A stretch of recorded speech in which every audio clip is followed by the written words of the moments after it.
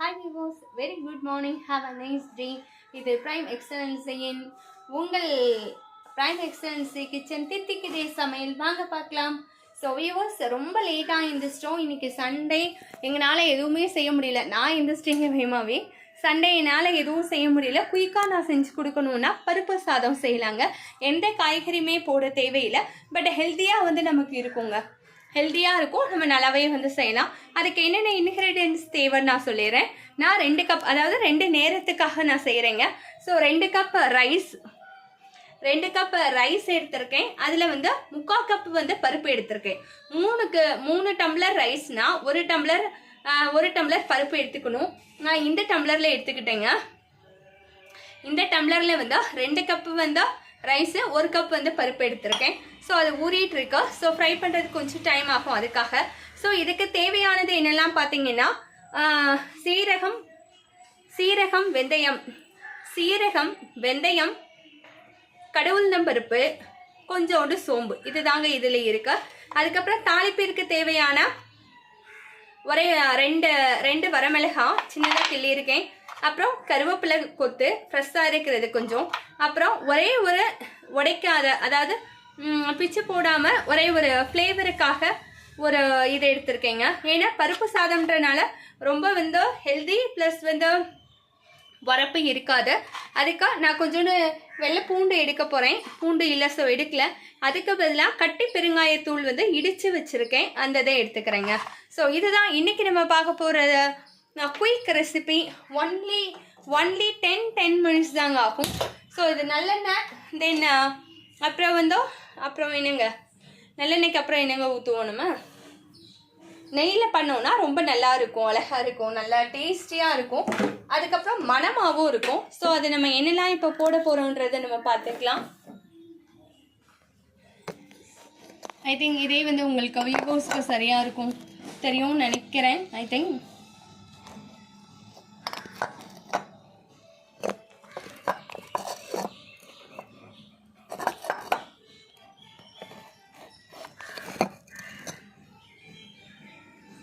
So நல்லா தெரியுதுங்களா? So நான் அடுப்பை இப்போ தான் பற்ற வச்சுருக்கேன் பாருங்கள். பற்ற வச்சுட்டேன். இப்போ இன்னைக்கு இந்த கடாயில் தாங்க செய்ய போகிறேன். ஆக்சுவலாக இதில் வைக்கலாம்னு நினச்சேன் குயிக் ரெசிபினால குக்கரில். பட் வீட்டில் இருக்கிறப்ப நான் இப்படி வச்சாதான் கொஞ்சம் எண்ணெய் அதிகமாகவே ஊற்றிக்கங்க. எண்ணெய் ஊற்றிட்டேன். இப்போ தேவையான அளவு நெய் எடுத்துக்கிறேங்க. நெய் நீங்கள் அதுலேயும் விடலாம், தாளிப்புக்கு முன்னாடியும் விடலாம், அது உங்களோட இது. நான் இந்த அளவு நெய் எடுத்துக்கிறேன். டேபிள் ஸ்பூனில் நான் கொஞ்சம் நெய் அதிகமாகவே விடுறேங்க. ஏன்னா பாப்பாவுக்காக தான். ஸோ உரப்பில்லாமல் செய்யுமான்னு சொல்லிட்டா, எடுத்தவனே உரப்பில்லாமல் செய்யுமான்ட்டா. ஸோ என்ன நெய்ன்னு பார்த்தீங்கன்னா, ஸோ நெய் பொறுத்து நீங்கள் கம்மி பண்ணிக்கோங்க, கூட குறைய நீங்கள் இது பண்ணிக்கோங்க. நான் ஆசீர்வாத நெய் எடுத்திருக்கேன். ஆசீர்வாத நெய் தாங்க. ஸோ இதில் தேவையானது எல்லாமே நம்ம இது பண்ணிடலாம். ஸோ இதுக்கு நம்ம அது என்னதுங்க, போடணுன்னாலும் போடலாம், இல்லைனாலும் போடாமல் இருந்துக்கலாம். அது நம்மளோட இஷ்டம் தாங்க. நான் ரொம்ப கம்பல்சன்லாம் சொல்ல. சும்மா அரை ஸ்பூன் பார்த்தீங்கன்னா தனியா எடுத்துக்கலாங்க. என்கிட்ட தனியா தனியா தூள் தீந்துருச்சு வீட்டில் பண்ணது. ஸோ நல்லா தனியாவும் எடுத்து நல்லா பொடி பண்ணிக்கிறேன். சும்மா அரை தான் நான் சொல்கிறேன், ரொம்பலாம் எடுக்காதீங்க. டோட்டல் டேஸ்ட்டே மாற்றிடும்.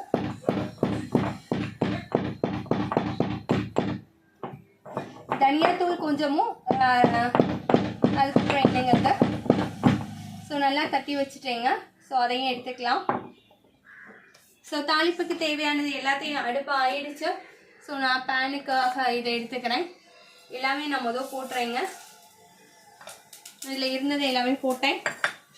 அப்புறம் வரமிளகாய் போடுறேன், ஏன்னா ரொம்ப ஃபாஸ்ட்டாக இருக்குது அடுப்பு. அதுக்கப்புறம் பெருங்காயத்தூள், கட்டி பெருங்காயத்தூள் எடுத்துக்கோங்க, நல்லா மணமாக இருக்குங்க. அதுக்காக கட்டி பெருங்காயத்தூள் மணமாக இருக்கும். கருவேப்பிலை கொத்து எடுத்துக்கிறேன். இதெல்லாம் எடுத்துட்டு ஒரே ஒரு பச்சை மிளகாய் அப்படியே நான் கழுவிடுறேங்க. கழுவிட்டு அதை அப்படியே நான் சேர்த்துக்கிறேன். தண்ணியோடு போடாதீங்க, அது நமக்கு தெரிக்கும். அப்படியே நான் போட்டுறேங்க.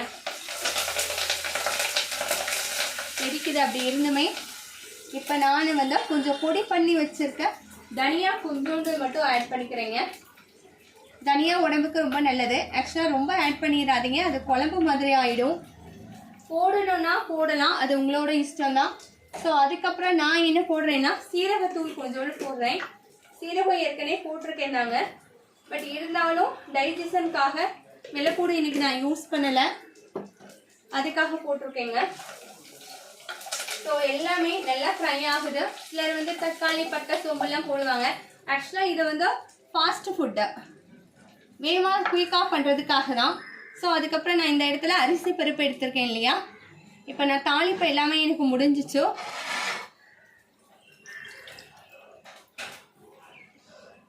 பார்த்தீங்கன்னா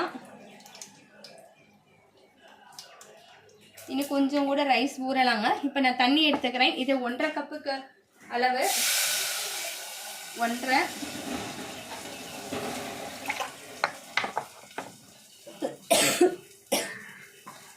மொத்தத்துக்கே 15 மினிட்ஸ் தாங்க ஆகும் நமக்கு.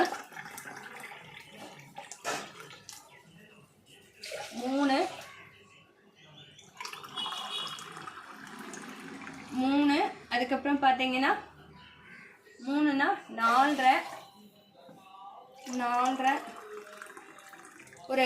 இப்போ வந்து உங்களுக்கு குலைவாக வேணும்னா அதுக்கேற்ற மாதிரி வந்து நீங்கள் வச்சுக்கலாங்க. சப்போஸ் எனக்கு குலைவாக வேணாம், புழுன்னு வேணும் அப்படின்னு நினச்சிங்கன்னா இப்போ வந்து 4.5 கப்பு நான் ஊற்றிருக்கேன். இதில் வந்து எத்தனைனா 3 கப்பு தான் இருக்குங்க. ஸோ 3 கப்புக்கு 1க்கு 2 ரேஷியோ ஊற்றுங்க. 3னா 6 ஊற்றணும். 4.5 இதை ஊற்றுனேன்னா 6 விட கொஞ்சம் அதிகங்க. ஸோ அவ்வளோதான் நான் எடுத்துக்கிறேன். எனக்கு தேவையான கல்லுப்பு போட்டுக்கலாம். சாதத்துன்றனால கொஞ்சம் அதிகமாகவே போடுங்க. ஏன்னா நம்ம சைடிஸ் எதுவும் நம்ம இன்னைக்கு வைக்கல, வெறும் ஊறுகாய் தான். அப்பளம் மட்டும் பொரிச்சுக்கலான்னு பார்க்குறோம். அதுக்கப்புறம் பார்த்தீங்கன்னா உங்களுக்கு தேவையான மஞ்சத்தூள் போட்டுக்கோங்க. நல்லாவே மஞ்சத்தூள் போடலாம், ஒன்றும் இது கிடையாதுங்க. அவ்வளோதாங்க.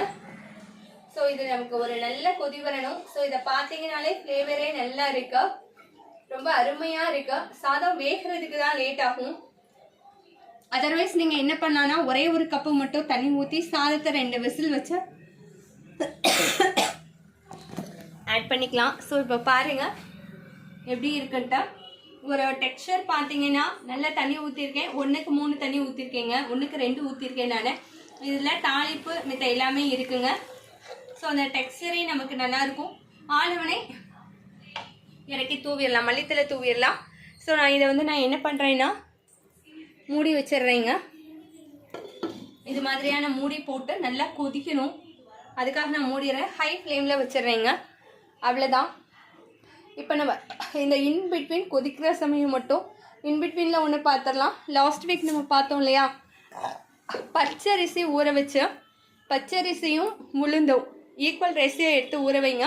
ஊற வச்சு அதை நல்லா வந்து மிக்சியில் போட்டு ஃபைனாக கொலையாக நல்ல அரிசி மாவு மாதிரி, அரிசி மாவு இருந்தால் கூட எடுத்துக்கலாம் தான், கொலையாக பண்ணிவிட்டு அதை நல்லா கூழ் மாதிரி காய்ச்சுங்க, கஞ்சி மாதிரி காய்ச்சி இப்படி எடுத்துக்கோங்க. ஸோ இது ஒரு பவுலில் எடுத்துகிட்டு நம்ம என்ன பண்ணலான்னா ஃபேஸுக்கு கைக்கெல்லாம் வந்து நம்ம க்ரீம் போடலாங்க. அது வந்து ரொம்ப நல்லா இருக்கும். ஓகே, நம்ம மூடி வச்சுருக்கோம். அந்த கொதி எப்போ வருதுன்னு பார்க்கலாம். வந்தவொடனே இந்த ரைஸ் வந்து நம்ம போட்டுட்டோன்னா சாதம் ஆயிடுச்சுன்னா அவ்வளோதாங்க. பை வியூவர்ஸ், இன்றைக்கி பருப்பு சாதம் ரொம்ப சிம்பிளாக 5 மினிட்ஸில் செய்யக்கூடியதோ. ஸோ மார்னிங் வந்து ரொம்ப இதாக இருக்குன்னா அந்த டைம் இதை நம்ம செய்யலாம். பை வியூவர்ஸ், இது உங்கள் பிரைம் எக்ஸலன்ஸின் தித்திக்கிறே சமையல். இது உங்கள் ரமா. பாய்.